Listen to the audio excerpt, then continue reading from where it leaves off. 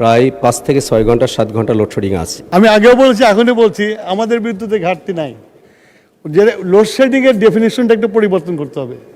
Load shedding সেটাই যেটা আমার বিদ্যুতের সরবরাহ না থাকলে লোডশেডিং হয়, আর যেটা ঝড় বৃষ্টি প্রাকৃতিক কারণে গাছ পড়ে দিয়ে যদি তার ছিঁড়ে যায় সেটা লোডশেডিং না।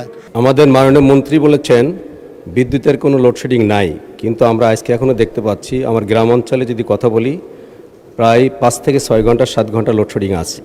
এবং নোয়াপাড়া, আমি জানি না, নোয়াপাড়া শিল্প অঞ্চল আপনারা জানেন বাংলাদেশের একটি গুরুত্বপূর্ণ অঞ্চল, যেখানে অনেক শিল্প কারখানা ইতিমধ্যেই বন্ধ হয়ে গেছে। প্রায় 7টি বড় বড় শিল্প কারখানা ছিল, দুর্নীতির কারণে বিগত ফ্যাসিস্ট সরকারের সময় বন্ধ হয়েছিল।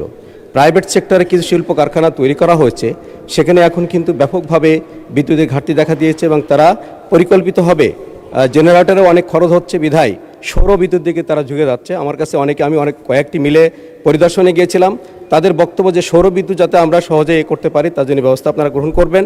কাজে দেখা যাচ্ছে যে বাংলাদেশে এই মুহূর্তে প্রশ্ন করুন বিদ্যুৎ উৎপাদন হচ্ছে 17,200 মেগাওয়াট, কিন্তু চাহিদা দেখানো হচ্ছে 16,000 থেকে 16,500। কিন্তু এই ঘাটতিটা কোথা থেকে আসছে এটা আমরা বুঝতে পারছি। মাননীয় মন্ত্রী, ঘাটতি কেন? স্পিকার, সেটাকে মেরামত করার জন্য যে সময়টুকু দরকার সেই সময়ের মধ্যে আমরা লোডশেডিং দিতে বাধ্য, বিদ্যুৎই যায় না সেখানে, আবার মেরামত হয়ে গেলে বিদ্যুৎ চলে আসে।